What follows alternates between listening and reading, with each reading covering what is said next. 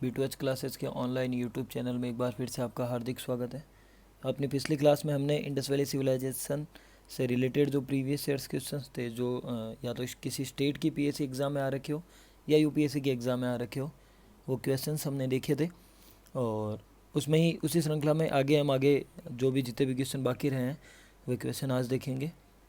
तो स्टार्ट करते हैं आज की क्लास में। अगला क्वेश्चन 34 क्वेश्चन हमने पिछली क्लास तक कर लिए थे। आज अपन स्टार्ट करते हैं क्वेश्चन नंबर 35 से। तो ये जो क्वेश्चन नंबर 35 है ये यूपी पीएससी 2004 के अंदर ही आया हुआ है क्वेश्चन। यूपी के अंदर जो एग्ज़ाम होते हैं पीएससी के, उस एग्ज़ाम में ये क्वेश्चन आया हुआ है।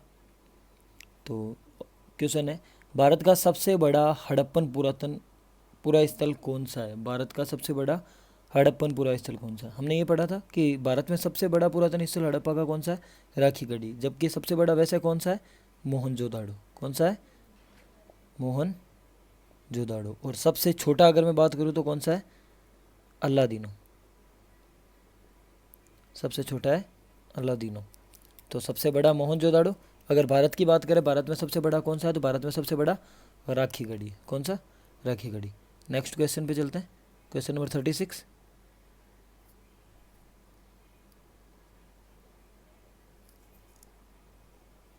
क्वेश्चन नंबर 36 है, स्थापित सिंधु घाटी सभ्यता जिन नदियों के तट पर बसा था वह है।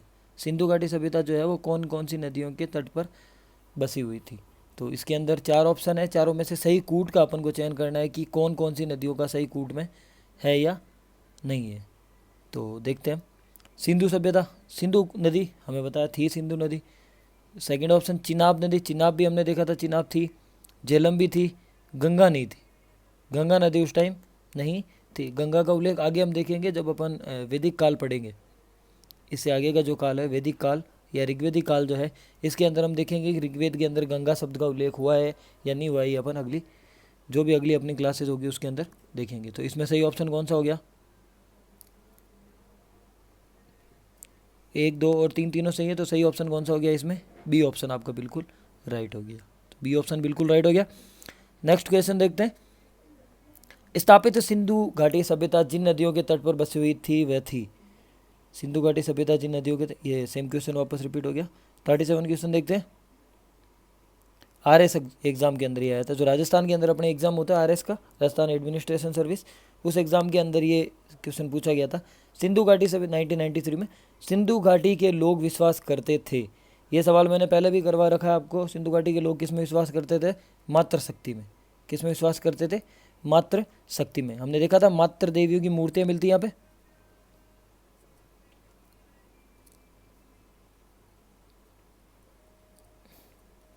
मातृ देवी की मूर्तियां मिलती है। तो ये किस में विश्वास करते हैं? मातृ शक्ति में। सिंधु घाटी सभ्यता के लोग किस में विश्वास करते हैं? मातृ शक्ति में। अगला क्वेश्चन देखते हैं अपन। Question number 38।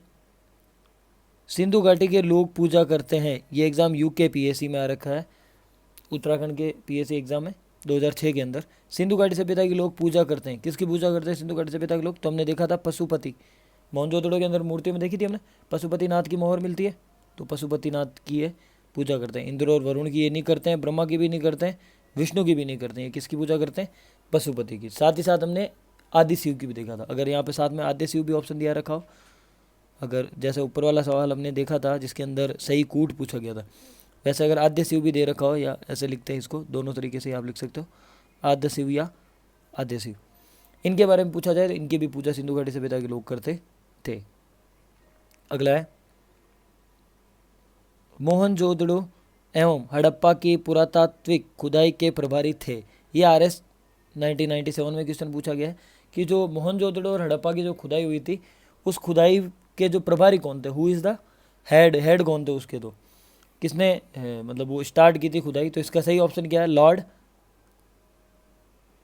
Sir John Marshall. Sir John Marshall हमने देखा था। सर जॉन मार्शल के बारे में मैंने बताया था आपको जब क्लास में, कि सर जॉन मार्शल जो है ये अपनी मार्शल नाम से एक कार आती है, बताया था मैंने आपको। वो मार्शल लेके लंदन जाते हैं और लंदन जाकर आईवीसी की घोषणा करते हैं, बताया था मैंने आपको। तो सही ऑप्शन कौन हो गया इसका?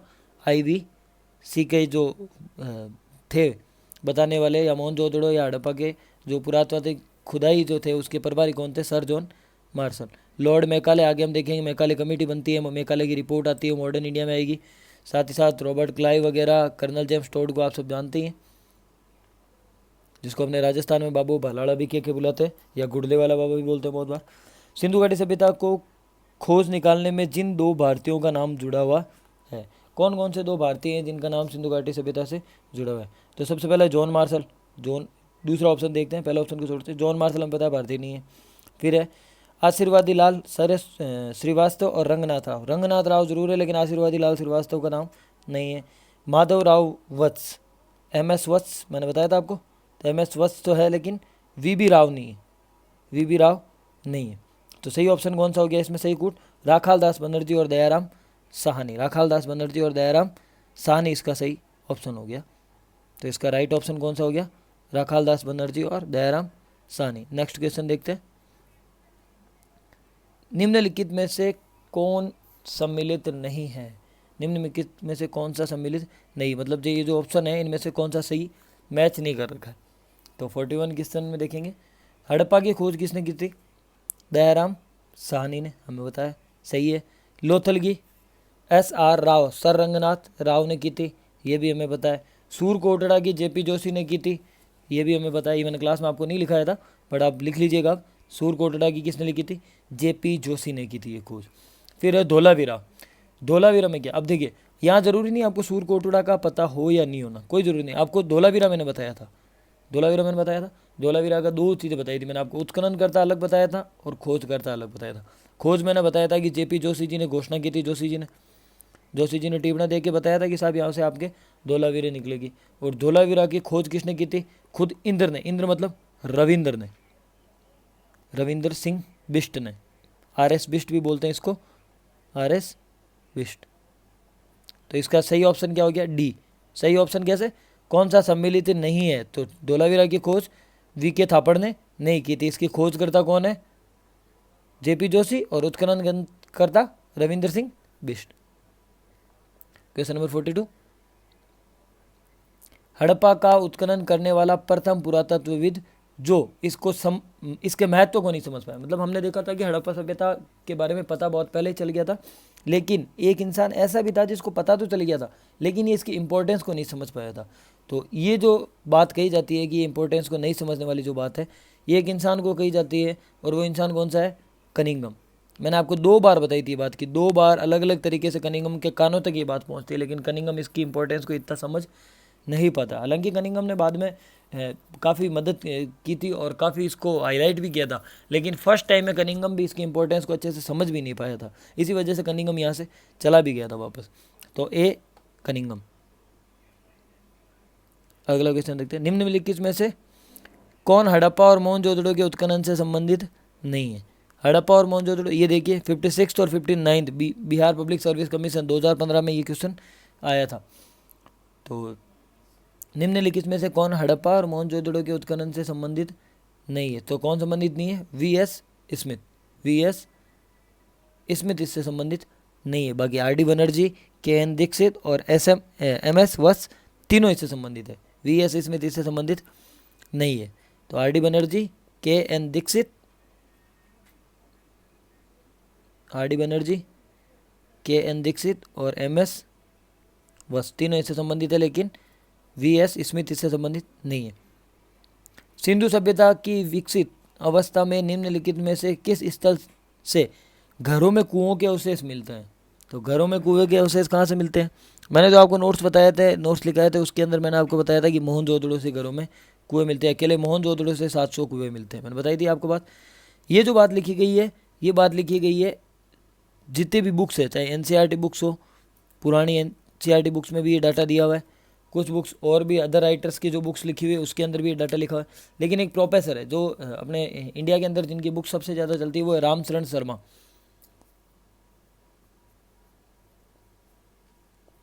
रामचरण शर्मा ये कहते हैं कि कालीबंगा जो है वहाँ पे घरों में कुओं के अवशेष मिलते हैं। और जब ये UPPSC का एग्जाम हुआ था उसके अंदर राइट डिक्लेयर जो कालीबंगा को ही किया गया था, मोहनजोदड़ो को नहीं किया गया था। ये जबकि मोहनजोदड़ो में भी हमने देखा था कि मोहनजोदड़ो, अकेले मोहनजोदड़ो में 700 कुएं मिलते हैं।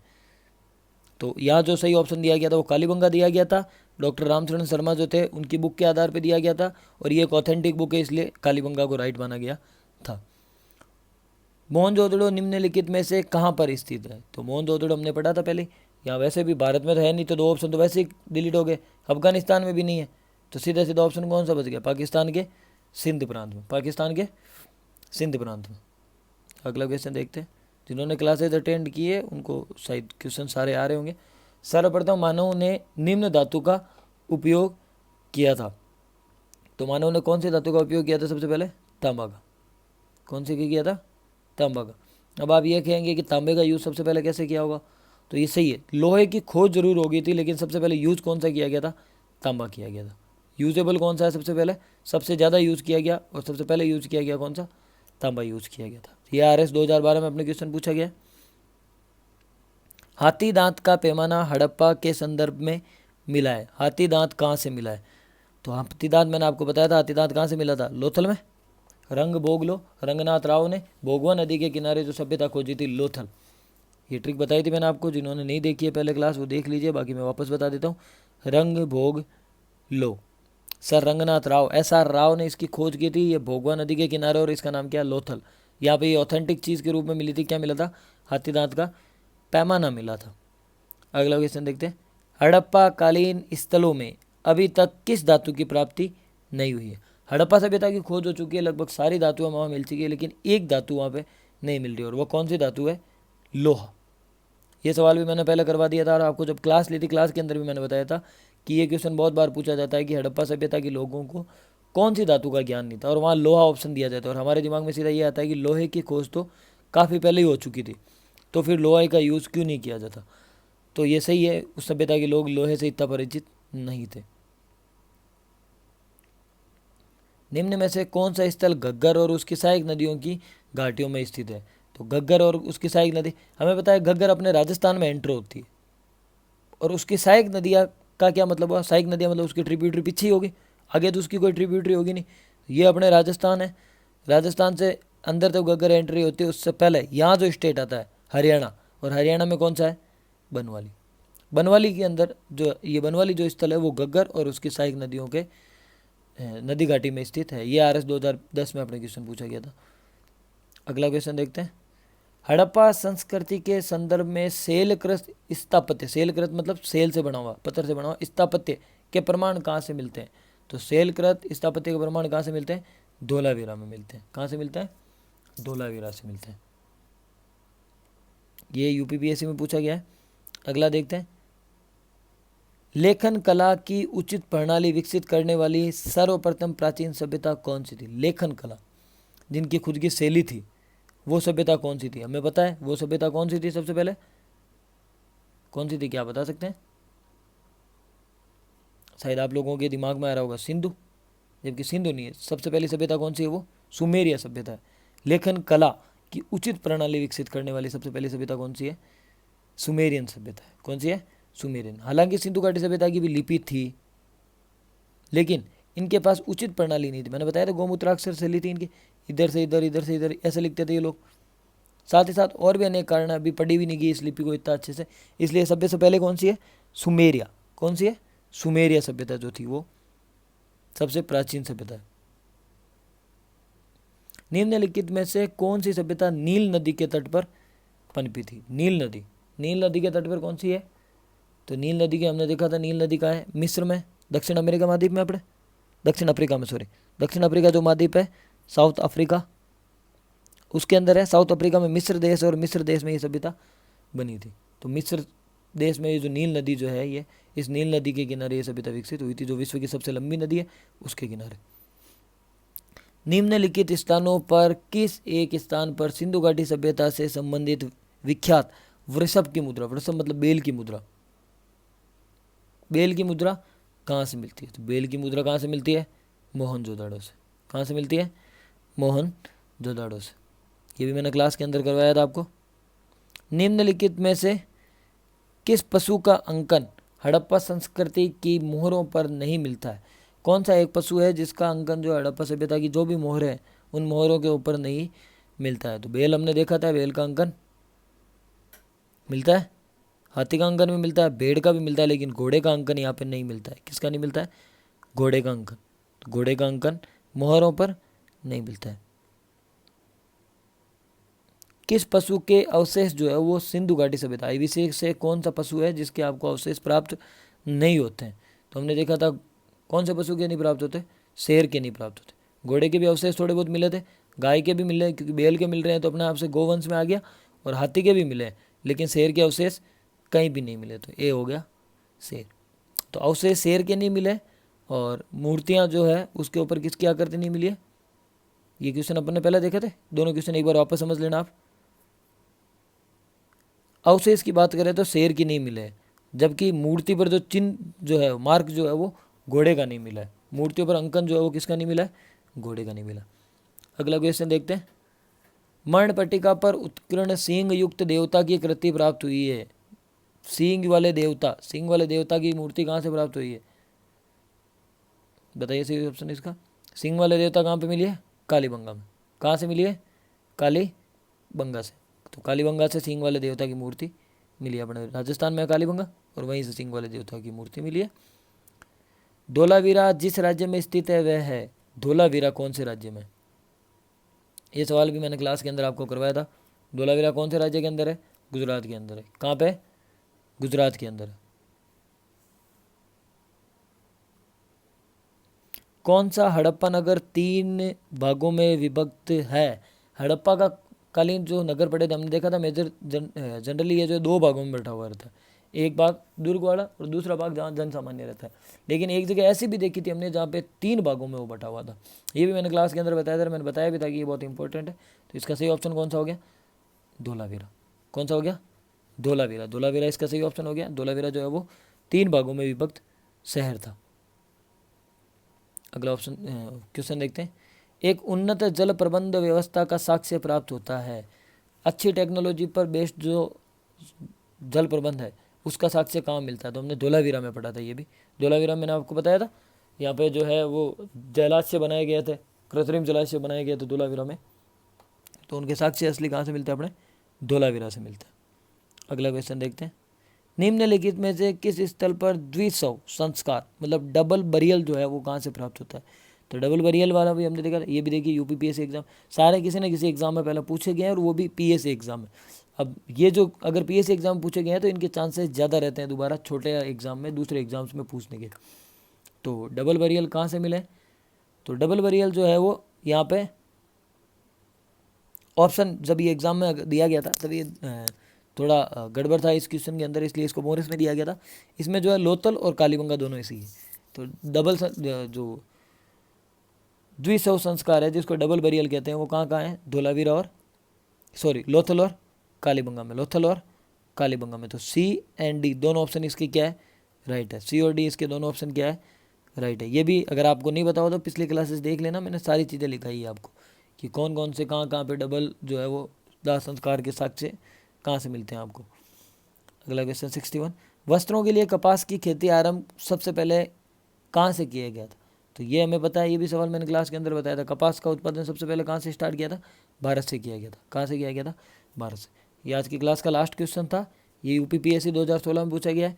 अभी तक जितने भी इंपॉर्टेंट क्वेश्चन जो पूछे गए हैं किसी भी पीएससी एग्जाम में, चाहे वो स्टेट पीएससी हो या यूपीएससी हो, वो सारे एग्जाम्स के में क्वेश्चन मैंने करवा दिए। इसके अलावा इससे पहले की जो सीरीज़ थी उसके अंदर भी मैंने 2 वीडियोस लगाई थी जिसके अंदर इंपॉर्टेंट क्वेश्चन जितने भी क्वेश्चन थे वो सारे क्वेश्चन मैंने आपको करवाए थे। इस वीडियो को भी लाइक कीजिएगा, कमेंट कीजिएगा, और अगर आप B2H क्लासेस के इस चैनल पर नए हैं तो हमारे चैनल को ज़रूर सब्सक्राइब कीजिएगा और शेयर भी इस वीडियो को कीजिएगा। Thank you.